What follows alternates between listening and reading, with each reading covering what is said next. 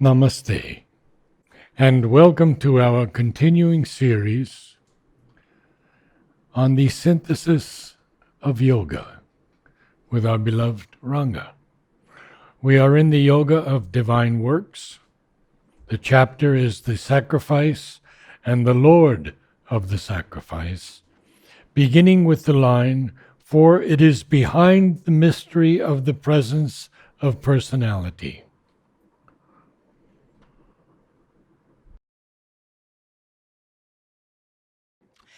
We'll read the whole para first and then we'll come back to it. For it is behind the mystery of the presence of personality in an apparently impersonal universe, as in that of consciousness manifesting out of the inconscient, life out of the inanimate, soul out of brute matter, that is hidden the solution of the riddle of existence.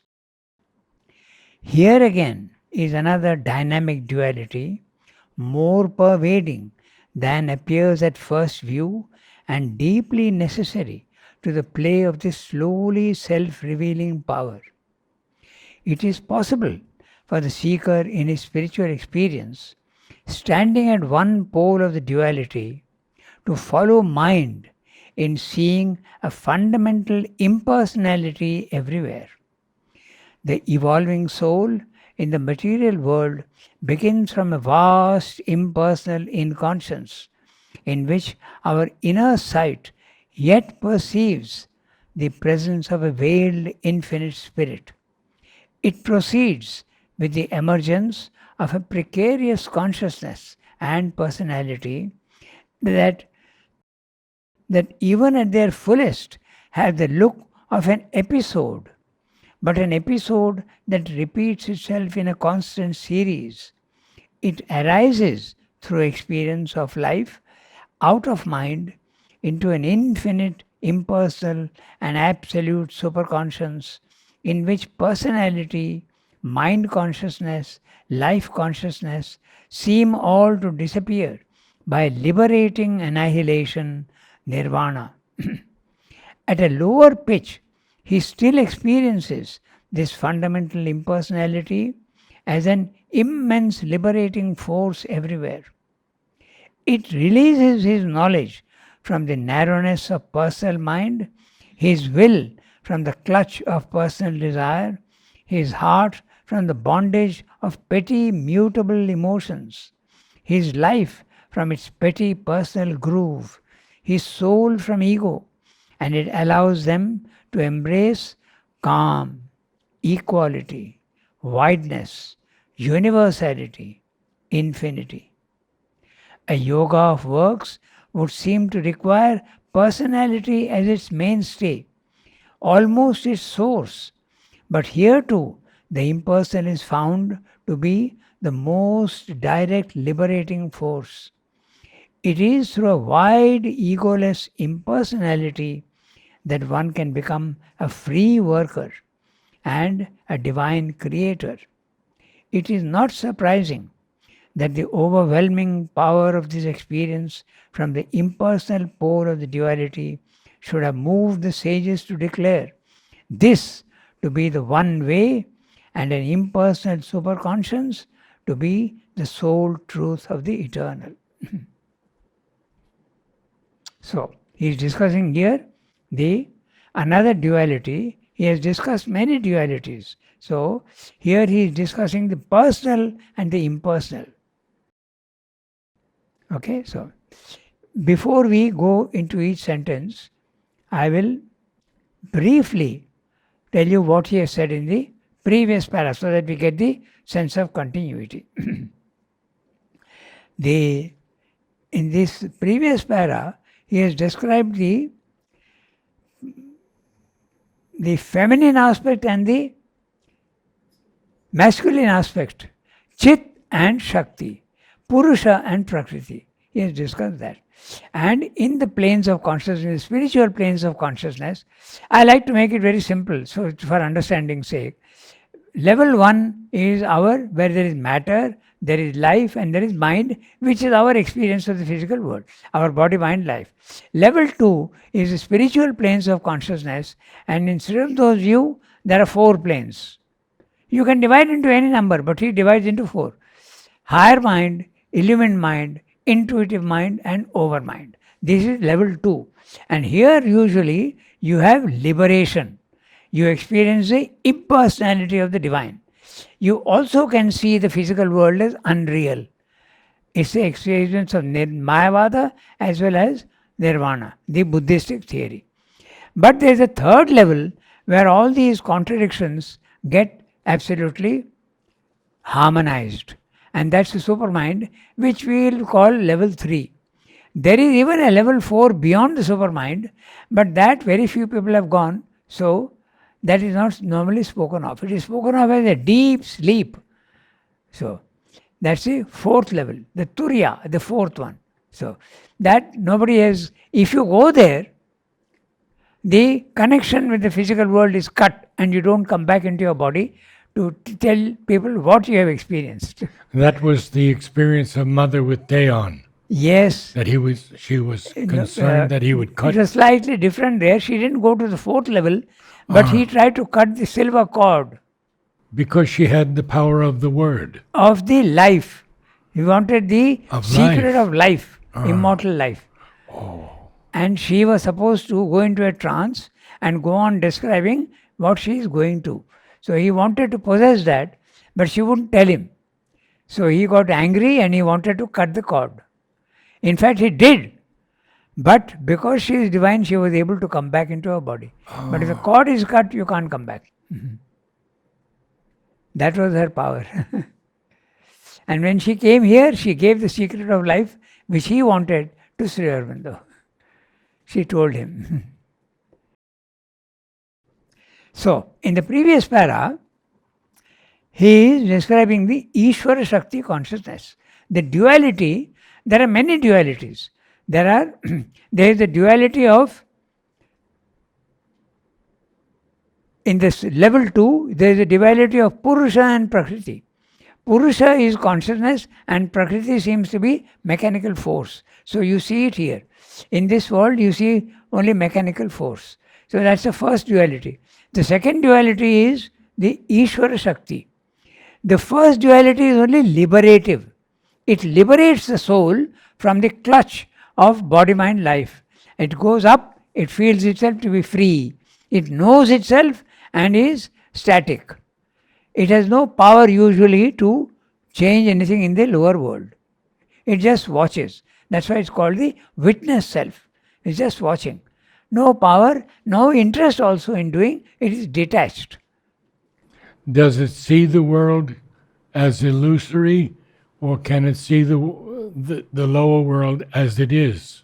It just watches without comment and without any judgment. It is just watching everything. Witness soul. That's in the higher mind level. It can be higher also. It depends on the individual. But if you rise a little higher, you will see that there is a connection and you have some power in changing some of the things, but not fully.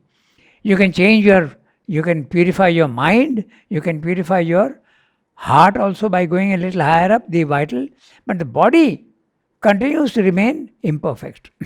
Okay, so I'll read the previous paras, dualities. Even in this duality of Ishvara Shakti, Ishvara is the masculine aspect and Shakti is the feminine aspect. But this feminine aspect and masculine has nothing to do with gender. It's only a way of expressing.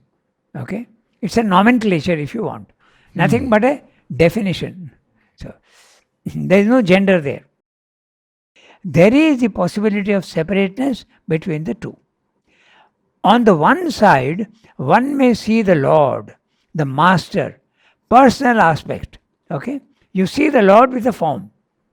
Or even if you don't see with a form, you know that he is a person, like a king, who issues out of himself the impersonal forces of knowledge, power and bliss, Chit, Shakti, Ananda, to promote freedom for the individual and complete the process of divinization, perfection, In this scenario, one may see the Shakti as impersonal. She appears to be a quality of Ishvara nature, an attribute of the Lord. So, if you experience the Lord, then the force is an attribute of, it's a quality, it's a nature of the divine. But you can also see the Divine Mother. At that time, you have another duality. So, that is the. Secondly, then again, if you have the experience of the Ishvara, then the Shakti is only seen as a quality, as a nature of the divine, of the personal aspect of the divine, the Lord. Okay? Then, on one side, you may see the Lord, the master personal aspect, who issues out of himself the impersonal forces of knowledge, power, and bliss. Okay? Shakti, Ananda, to promote freedom for the individual and complete the process of divinization. In this scenario, one may see the Shakti as impersonal. You will see it only as a force, okay, not the Divine Mother. She appears to be a quality of Ishvara, okay, his nature, an attribute of the Lord. But again, in this very same duality of Ishvara Shakti, one may see Shakti as the world mother. So you may see the force as a world mother, personality. Okay? In that case, what happens? One may see the Shakti as the world mother who issues from her divine substance everything downwards, gods, planes, worlds, creatures, objects. Okay? The third possibility is that the sadhak sees both Ishvara and Ishvari together. But here the two are not equal to one another. There is a general tendency to stress one aspect to the detriment of the other. The result is this inequality is seen only as a means to climb to the Ishvara, the master of existence. Then the sadhak finds that the power to change the lower towards perfection is limited, not fully dynamic. In this duality. But the fourth and final case is when both Ishvara and Ishvari are fully involved in each other, which is the supramental level, and the power to act with full effectivity in the physical world becomes possible. So, in the supermind, you have the power to change also whatever you want to change here. In the level 2 of the spiritual planes of consciousness, you have liberation, you have peace, calm, but power is usually absent. Even if power is there, it's not enough to change everything.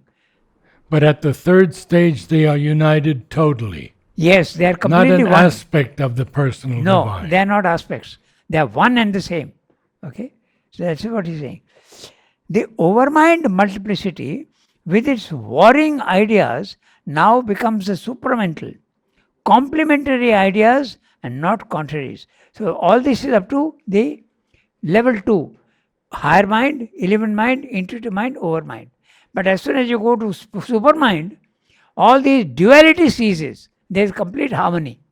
Why does he use the word warring? Or is that your word? Yeah, because of the duality. Okay. They are not equal to each other. Okay. Okay, so the warring ideas, okay.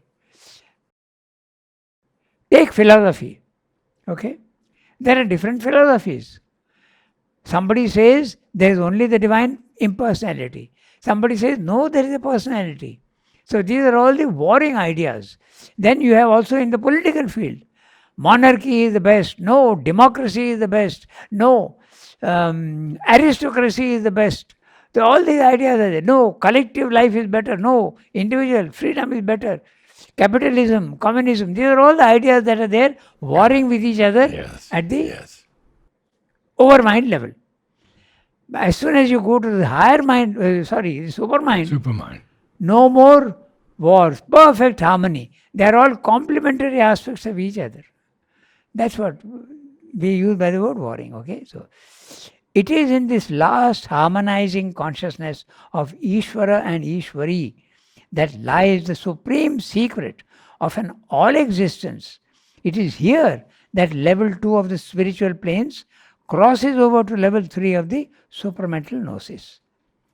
Okay, this is what he's saying. Crosses over. This is the previous para. Pardon? Crosses over. Yeah. So now we come to what we read today, we'll be reading. For it is behind the mystery of the presence of personality in an apparently impersonal universe. So, personality forms very clearly. You have a form, and your personality is the body, mind, life. But there is the person, which is the soul. Okay? So, Srendra makes a difference between the two. So, so here you see dualities. It's a puzzle. You wonder why, if you are a believer, you wonder why the divine has created suffering, why has he created death. But all these problems and all the problems in the overmind consciousness, all the differences of opinion in the political field, in the philosophical field, in practical life, everywhere, these things all get solved in the supermind. So if you go to the supermind, there are no more problems. You understand the secret of this mystery is understood. That's what he's saying. For it is behind the mystery of the presence of personality in an apparently impersonal universe. I'll read this sentence in two ways. I'll read it first without the parenthetical phrase. Yes. Then we'll understand what he's saying. I'll do that now. For it is behind the mystery of the presence of personality in an apparently impersonal universe that is hidden the solution to the riddle of existence. So, what is the riddle of existence? Precisely this. When you are in the world, you don't know who has created this world. What is the purpose of life? Why? From where have I come? What is my function in the world? One doesn't know all these things. It's a riddle. Okay? And to make it even worse, you have the problem of death, suffering, evil. So these are the problems that you bother about. So there's no solution to it. You can think as much as you want, but there's no solution. Solution is all there in the third level. So that is hidden the solution of the riddle of existence. Here again, I'll read with the parenthetical phrase now. Yes. Only the parenthetical phrase. As in that of consciousness arising out of the inconscient. He is explaining the apparently impersonal universe. Okay. Manifesting out. Apparently impersonal universe. Pardon? Yeah. As in that of consciousness manifesting out of the inconscient. So inconscient is producing consciousness. It's a riddle. Life is coming out of the inanimate. Okay? The life is coming out of matter. So it's a problem. How can life come out of something which has no life in it? How can consciousness come out of something which there is no consciousness? This is the apparently impersonal universe. Okay, so soul out of brute matter. So this is what he's saying, and that is hidden the solution of the riddle of existence. Here again is another dynamic duality. Now, what does it mean by dynamic duality? The static duality is when you have no power to change the physical world. You are just watching. That happens at the level 2 of the spiritual planes of consciousness. You are in a witness self, or you are in the Brahman consciousness, which is static. Okay? It is immutable, featureless. And you are just watching, and you are free. The soul is free. It's not there is no ignorance. Ignorance is beginning to disappear. Okay? You are just watching everything. So, but the dynamic duality is you are aware of Purusha and Prakriti, but there is the Prakriti is such that she has the power now to change some of the things in the lower world. So that's a dynamic duality. There is a non-dynamic duality, which is the normal experience of nirvana. And there is the dynamic duality where you are seeing both Ishvara and Shakti, and there is a power to change this happens at the higher levels of the spiritual planes. Intuition over mind, this can happen. So, here again is another dynamic duality, more pervading than appears at first view and deeply necessary to the play of the slowly revealing power, self revealing power. This power which has got involved in the opposite of itself is now slowly revealing itself. It reveals itself first as life, then it reveals itself first as mental consciousness, then it reveals itself as spiritual consciousness, and then finally the supermind, where it's a slow emergence of consciousness, power, and also ananda. Everything is coming out. Self-revealing power. It is possible for the seeker in his spiritual experience, standing at one pole of the duality, and there are two poles, Purusha, Prakriti, or Ishvara and Ishvari, Shakti. Okay, so if he is standing at one pole of the duality, to follow mind in seeing a fundamental impersonality everywhere. This is what happens at the higher mind level. You see the impersonality everywhere. There is no divine, but you are free. You are experiencing peace. You are experiencing a calm tranquility. You are experiencing freedom. You are experiencing the infinite. But there is nobody. No one person is there. No, if you ask a question, there is no one to reply. But you won't ask questions at that level. You're just calm, quiet, free of questions. Your mind is not working.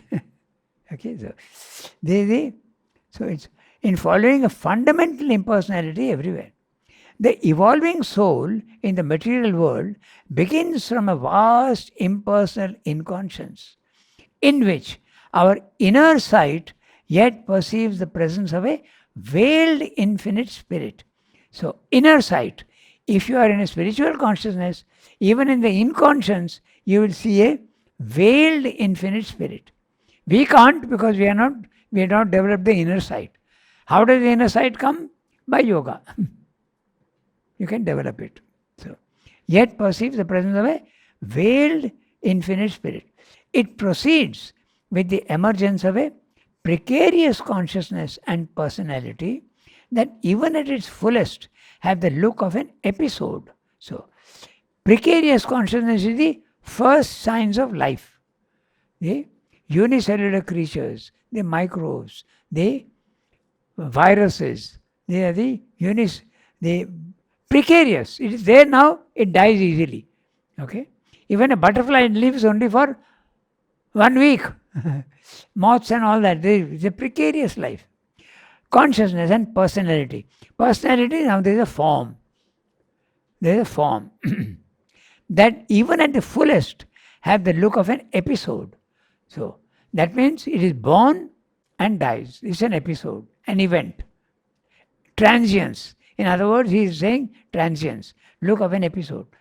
But an episode that repeats itself in a constant series. So, this can have two meanings, you can say. So, an insect is born and dies. But another insect is again born and dies. Again another one. It's one individual form may go, but the species continues. This is one way of seeing it. Or you can also say, if you come to the soul's body and mind and life dies, but the soul comes back with a new body, new mind and new life. So it is a repetition. This is a repetition of all these things. Repetition can be of the individual. But in the species also there is a repetition of each one. Okay? Humanity.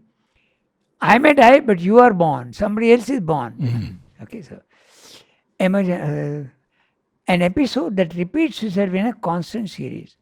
It arises through experience of life out of mind in an infinite, impersonal and absolute superconscious in which personality with a lowercase p is usually our outer nature.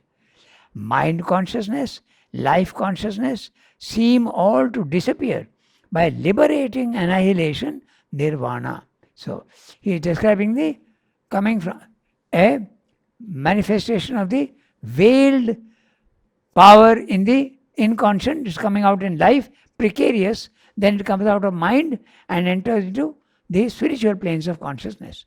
He is describing the rising. Okay, so at a lower pitch, he still experiences this fundamental impersonality as an immense liberating force everywhere. So, at a lower pitch, nirvana is the disappearance of the individual. But at the higher mind level, which is the lower pitch, what he's saying, he still experiences the fundamental impersonality as an immense liberating force everywhere. You feel yourself to be liberated.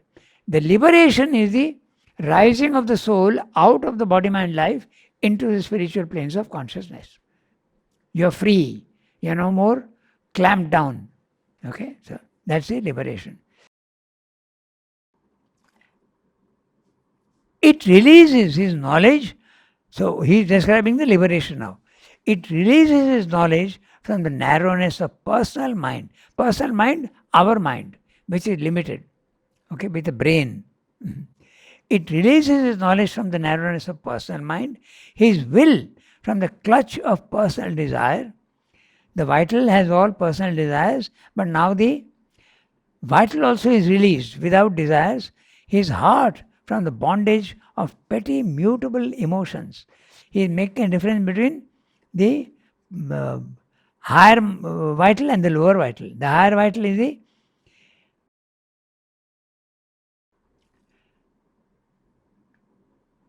he is describing the vital in general. Okay, the clutch of personal But desire. he speaks of the heart. Yeah. The heart from the bondage. Yeah. From the bondage of petty mutable emotions. Usually the heart is the higher vital and it does not have, it has emotions. Not so much sensation as the lower vital, but it has got also noble, not necessarily petty emotions. There is love, there is sympathy, there is generosity, there is also kindness. So all these things are the sympathy for others, unselfishness. So these are also in the higher vital, which is usually they talk about is the heart. The lower vital and the higher vital. The higher vital is the heart. But here he is including in a very general way, he is saying from the clutch of petty mutable emotions.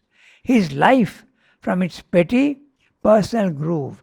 He is using the word life here for the lower vital. Personal groove. His soul from ego. All these things you are liberated from all these things. It allows them to embrace calm, equality, wideness, universality, infinity. This can be experienced in even the lowest plane of the spiritual planes of consciousness, the higher mind. A yoga of works would seem to require personality as its mainstay.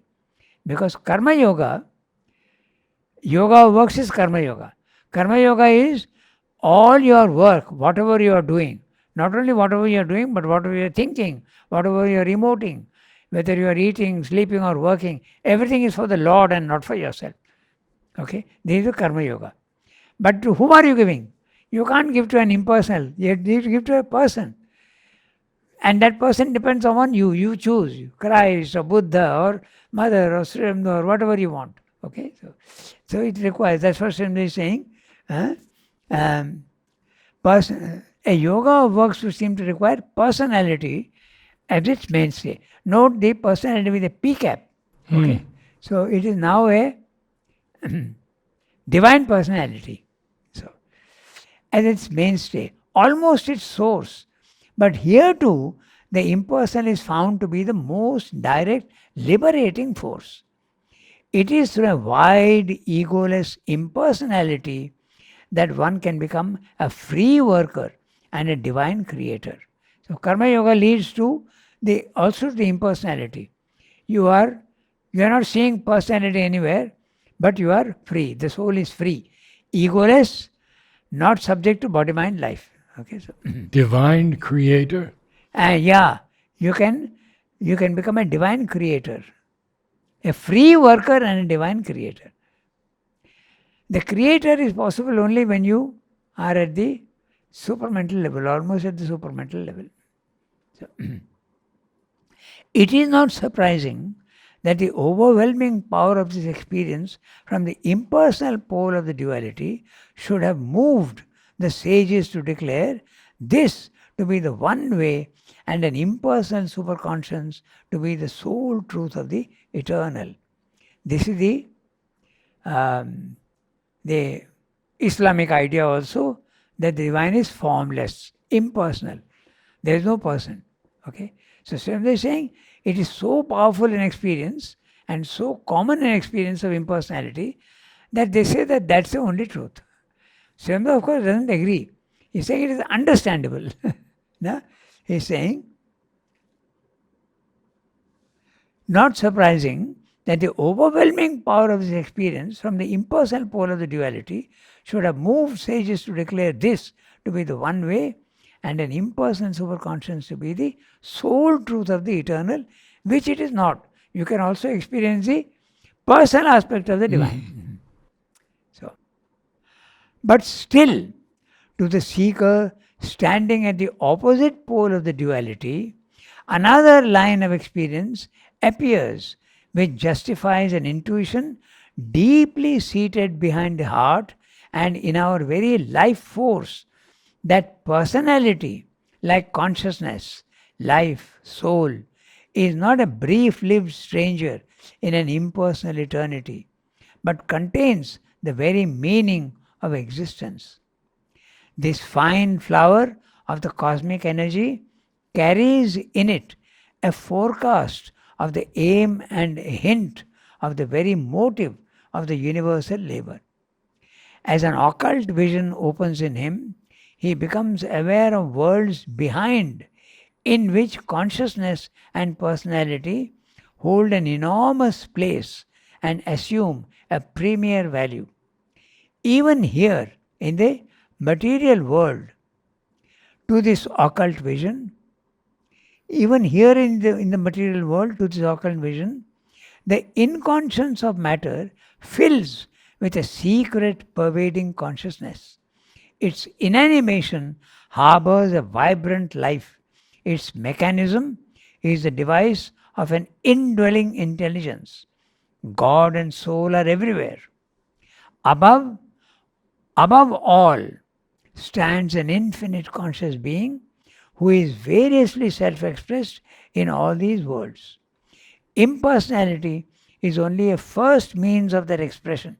It is a field of principles and forces, an equal base of manifestation.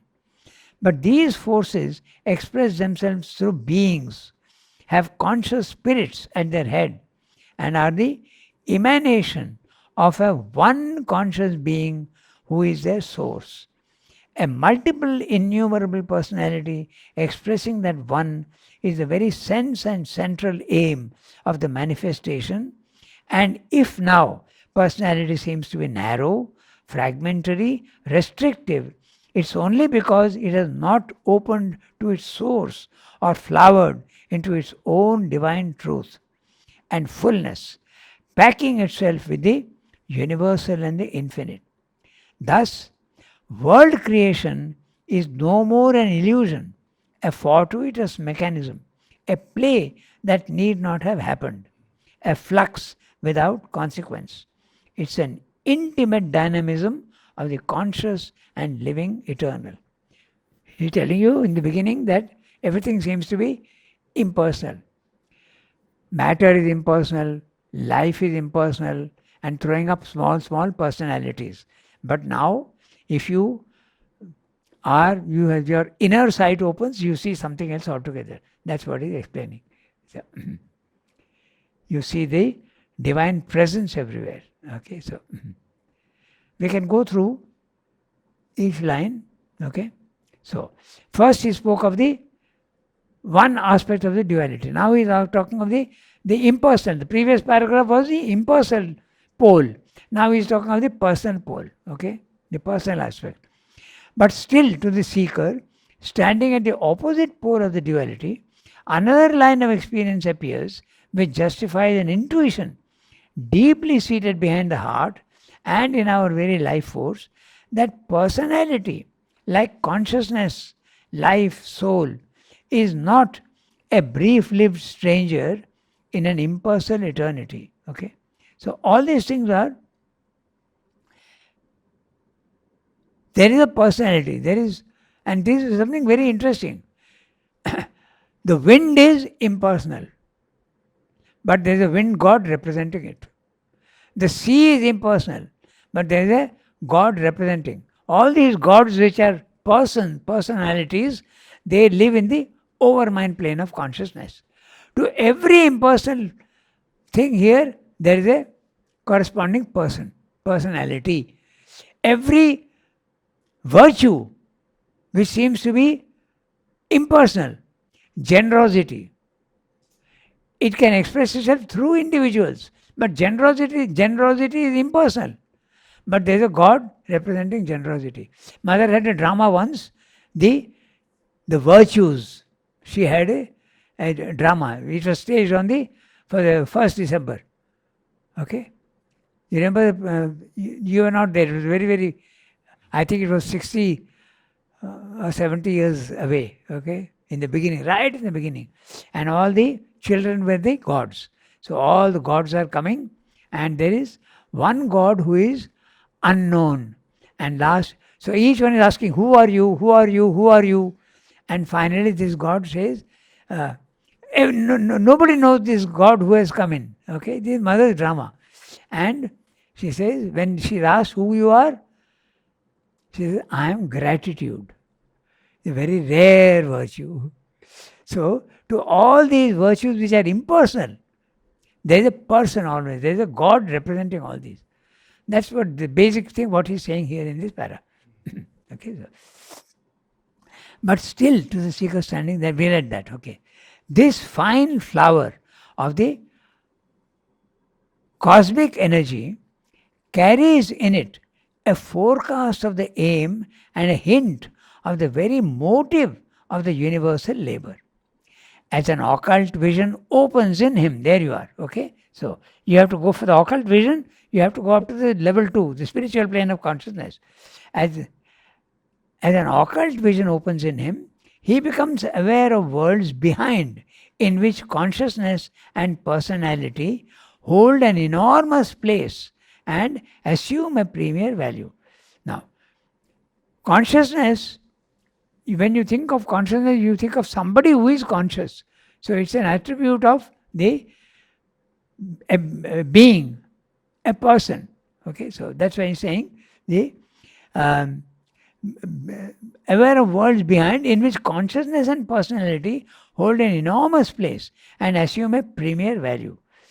Even here in the material world, to this occult vision, the inconscience of matter fills with a secret pervading consciousness. There is consciousness even in the inconscience. The divine presence is there everywhere. That's what he's saying. Its inanimation harbors a vibrant life.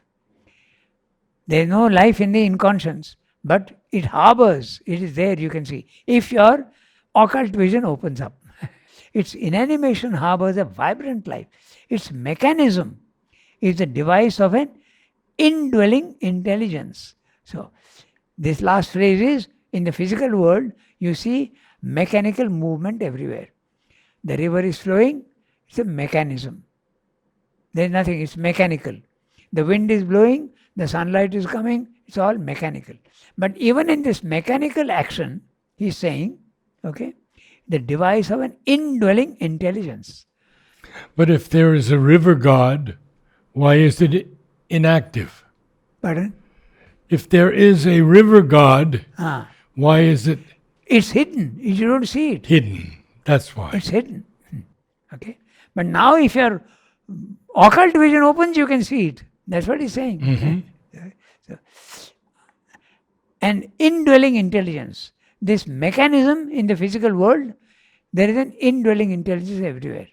The other day, we were discussing, one person asked, what is this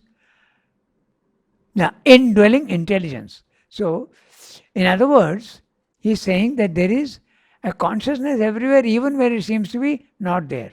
Okay? So, in matter, it expresses itself as a law. In the life element, it expresses itself as instinct in animals. They are behaving not with mental intelligence. They are behaving with the consciousness which is there at a low level, but instinctively the animals behave in the right way. That's a indwelling intelligence.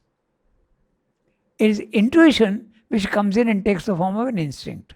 So everywhere there is the intelligence hiding behind the form. That's what he's saying. The indwelling intelligence is there everywhere. Intelligence and eye cap.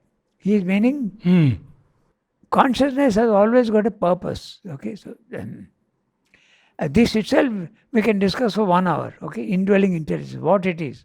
Okay, God and soul are everywhere. There you are. He's put it very, very plainly. God and soul are everywhere. The world seems to be impersonal, but there is personality everywhere. And if you go to the highest level, the personality becomes clear. It's like a king who is ruling his kingdom. And there the impersonality is a feature of him. He has got power. He has got another. These are all his characteristics. But the person is the main thing. Okay, so that's what he said. Above all stands an infinite conscious being. There you are. An infinite conscious being is nothing but God. Okay, who is variously self-expressed in all these worlds. He expresses himself in different ways in the different worlds. In every world, he is there, but he expresses himself differently. Okay. Impersonality is only a first means of that expression. At the lowest level, impersonality starts. It is a field of principles and forces. All principles are impersonal. All forces are impersonal. An equal basis of manifestation. But these forces express themselves through beings.